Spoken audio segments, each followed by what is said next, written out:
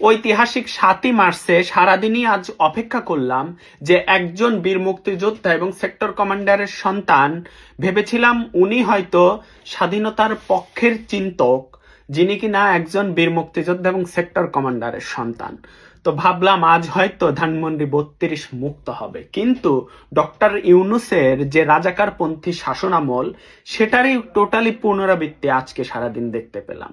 ঠিক তেমনি ভাবে দেখতে পেলাম একজন বঙ্গবন্ধু 7ই মার্চের ভাষণ বাজানোর দায়ে সেই শিক্ষার্থীকে শাহবাগ থানায় আটক করা হলো।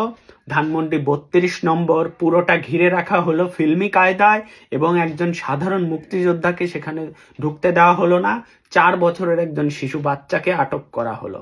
ডক্টর ইউনূসের শাসনামল রাজাকারপন্থীর শাসনামল, আর আজকের শাসনামলের কোনো পরিবর্তন আমি দেখি নাই। তাই আমি একজন মুক্তিযুদ্ধপ্রেমী, একজন স্বাধীনতাপ্রেমী মানুষ হয়ে আমার সরকারের পক্ষ আমি নিতে পারি না। যে সরকার এই বঙ্গবন্ধু প্রেমী, মুক্তিযুদ্ধ প্রেমী পক্ষে দাঁড়াবে, আমি তাদের পক্ষে যাব। কিন্তু দুর্ভাগ্যবশত আমি শুধু সারাদিন আশাই করে গেলাম, কিন্তু দুর্ভাগ্যবশত হয়তো মুক্তিযুদ্ধকে বাঁচাতে আওয়ামী লীগ ছাড়া কোনো উপায় নেই। একমাত্র আওয়ামী লীগই মুক্তিযুদ্ধকে ধারণ করে, আওয়ামী লীগই মুক্তিযুদ্ধকে লালন করে, আওয়ামী লীগই একমাত্র মুক্তিযুদ্ধের দাবিদার।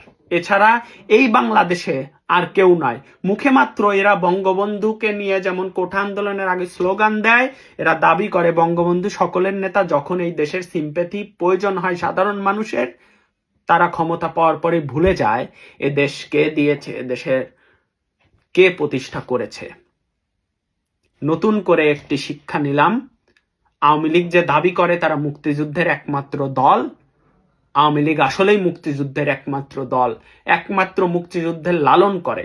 তাই এই চেতনা যদি হয়, এটি যদি চেতনা ব্যবসা হয়, সেই চেতনা ব্যবসার একমাত্র দাবিদার আসলে আওয়ামী লীগই। কারণ আমি যে বিএমপি মুক্তিযুদ্ধ দাবি করা বিএমপির অপেক্ষায় ছিলাম, সেই বিএমপিকে আজকে আমি দেখতে পাইনি। সেই বিএমপির আচরণ আজকে আমি রাজাকারদের মতোই দেখতে পেয়েছি। ভুল ত্রুটি ক্ষমার দৃষ্টিতে দেখবেন। আশা করি কোনো মিথ্যা বলিনি, সত্য বলেছি।